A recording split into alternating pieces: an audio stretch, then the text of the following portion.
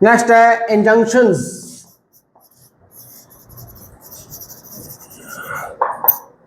Injunctions under specific relief act and CPC.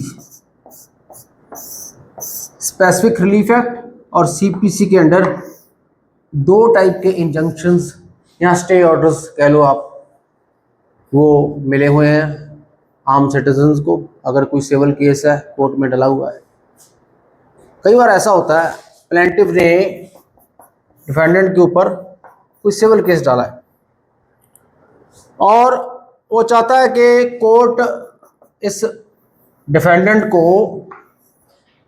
रोके। किस चीज के लिए रोके? कि वो ये वाला कार्य ना करे, ये वाला एक्ट ना करे। वो एक्ट से ये प्लेंटिफ डर रहा है, वो एक्ट से जो कि डिफेंडेंट करने वाला है उससे प्लेंटिफ डर रहा है, क्योंकि उसको बहुत ज़्यादा नुकसान हो जाएगा, इररिपेरेबल इंजरी हो जाएगी, बाद में वो दुरुस्त नहीं हो सकती इंजरी। इररिपेरेबल इंजरी हो जाएगी या बहुत सारा नुकसान हो जाएगा, उसकी भरपाई नहीं हो सकती नुकसान की। अगर होएगी तो बहुत सारा नुकसान हो जाएगा, डैमेजेस हो जाएंगे, मनी के, पैसे के, किसी भी तरीके आप लगा लो। और आप चाहते हो कोर्ट में जाके कि आप इसको वो एक्ट करने से रोकिए। बाद में चाहे वो केस जीत ही जाए, वो बात की बात है, लेकिन केस के दौरान ड्यूरिंग द पेंडिंग लिटिगेशन आप उसको रोके रखिए, आप उसको रोके रखिए जब तक केस का फैसला ना हो।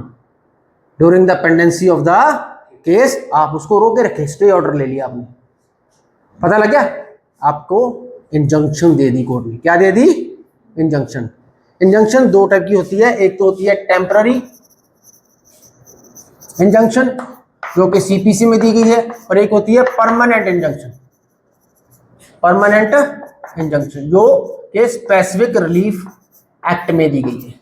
स्पेसिफिक रिलीफ एक्ट में परमानेंट इंजंक्शन का प्रावधान है और सीपीसी में टेम्पररी इंजंक्शन का प्रावधान है। Temporary injunction order 39 rule 1 and rule 2।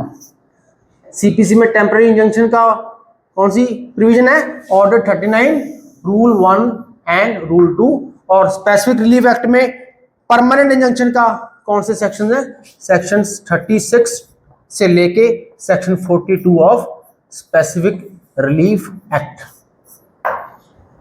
तो आपने कोर्ट से आदेश लिया है, ऑर्डर मांगा है कि आप इस डिफेंडेंट को वो कार्य करने से रोके,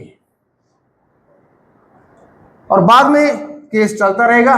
एंड में जो भी डिसीजन आएगा उस डिसीजन के अकॉर्डिंग या तो ये जीत जाएगा केस या ये जीत जाएगा। अगर प्लेंटिफ जीत गया तो जो कार्य रोका था वो तो परमानेंट ही रोक गया, ये जीत ही गया केस। अगर ये जीत गया बाद में, तो जिस कार्य करने के लिए इसको रोका गया था, स्टे ऑर्डर लिया था प्लेंटिफ ने, वो स्टे ऑर्डर खत्म। Now he can do whatever he is wanting to do. He can do whatever he was doing or what he had been stopped by the court. He can continue that work. जैसे for example आपका जो neighbour है, आपका neighbour है, आपका गवांडी है, उसने आपके एरिया में वॉल बनानी शुरू कर दी। क्या बनानी शुरू कर दी? दीवार बनानी शुरू कर दी, जो कि आपका एरिया है। क्या आपको नुकसान नहीं होगा उससे? जब तक कंप्लीट हो जाएगी, जब तक कमरा ना बना दे तब तक तो बहुत ज़्यादा देरी हो जाएगी। उससे पहले आप उसको रोकना चाहते हो कि नहीं? तो रोक नहीं रहा, या तो पुलिस के पास जाओगे या दूसरा कोर्ट के पास, सिविल कोर्ट के पास। और सिविल कोर्ट से क्या लोगे? Temporary injunction. क्या लोगे? Temporary injunction under CPC order 39 rule 1 and 2, stay order अपने हक में। और जाके उसको ऑर्डर पकड़ा दोगे डिफेंडेंट को कि ये लो कोर्ट का ऑर्डर है, इससे आगे तू ये दीवार नहीं बना सकता, यहीं रुक जा। और वो कहता नहीं, मैं कोर्ट के ऑर्डर को नहीं मानता, वो कंटेम्प्ट ऑफ कोर्ट है। वो क्या है? कोर्ट की मानहानि है। कल को उसको कोर्ट बुलाया जाएगा और कोर्ट उसको कॉम्पनसेशन देने की को।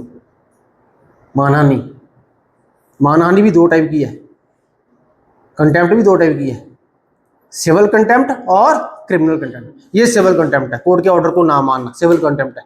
इसमें उसको मुआवजा देने पड़ेगा कोर्ट को। अगर और उसने कोर्ट का ऑर्डर पाड़ दिया, खत्म डिस्ट्रॉय कर दिया और कोर्ट को भी गलत बोला, गलत शब्दावली यूज की, वो क्रिमिनल कंटेम्प्ट है। उसकी फिर सजा भी हो जाएगी 6 महीने तक, वो अंदर भी हो जाएगा। पता लग गया? तो कोर्ट की गरिमा रखनी चाहिए। अगर कोर्ट की गरिमा ही नहीं रहेगी, लोग कोर्ट की बेइज्जती इंसल्ट ही करेंगे, तो फिर आप न्याय की क्या उम्मीद करोगे? लोगों के अंदर क्या छवि जाएगी कि ये तो कोर्ट की तो इज्जत ही नहीं है कोई। पता लग गया? कोर्ट को अपनी इज्जत मेंटेन करने के लिए कंटेम्प्ट ऑफ कोर्ट लगानी पड़ती है कई बार। क्लियर होगी? तो उससे आपने स्टे कोर्ट से स्टे ऑर्डर ले लिया, इंजंक्शन ले लिया, टेम्पररी इंजंक्शन ले लिया। सीपीसी में इसका प्रावधान है कि टेम्पररी तौर पे जब तक लिटिगेशन चलती है, जब तक केस चलता है, वो दीवार बना नहीं सकता, ऊपर तक लेके जा नहीं सकता। वही बाद में देखा जाएगा, जो जैसा ऑर्डर आएगा। अगर उसके हक में आ गया, डिफेंडेंट के हक में, वो दीवार कंप्लीट कर सकते, नहीं तो फिर सारी दीवार को खत्म करना पड़ेगा। और जब ऑर्डर आ गया, प्लेंटिफ के हक में आ गया, वो चाहता है कि परमानेंट इंजंक्शन लेना चाहता है वो, तो ऑर्डर में परमानेंट इंजंक्शन दिया जाएगा, परपेचुअल इंजंक्शन। परमानेंट इंजंक्शन को क्या बोलते हैं? परमानेंट इंजंक्शन को क्या बोलते हैं? Perpetual injunction. जो सीपीसी में नहीं दिया गया, वो कहां दिया गया? स्पेसिफिक रिलीफ एक्ट में। किस सेक्शन में? सेक्शन 36 से लेके 42 तक परपेचुअल इंजंक्शन या परमानेंट इंजंक्शन। वो ऑर्डर आपके हक में आ गया और हमेशा के लिए डिफेंडेंट बाध्य है वो ऐसी कार्रवाई परमानेंटली नहीं करेगा।